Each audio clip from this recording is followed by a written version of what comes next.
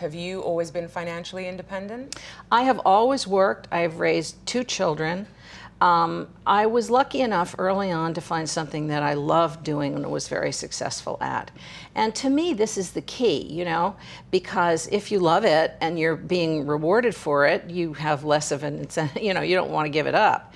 But I was so grateful because I wrote this book out of just a feeling of tremendous concern about the fact that I knew women's lives were going off the rails.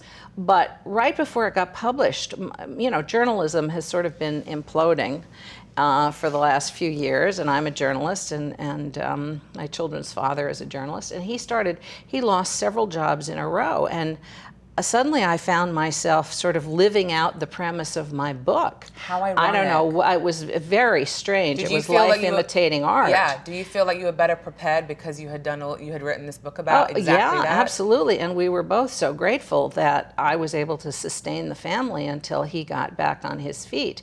And it made me so frustrated because a lot of women had this attitude, oh, well, you know, this will never happen to me. My husband, you know, my husband and I love each other, we'll never get divorced. He'll never lose his job. He'll never get sick, and you know, sort of want to shake them by the lapels and say life is full of a lot of unexpected challenges of one sort or another. You know, I feel very strongly that this kind of mentality that the woman is supposed.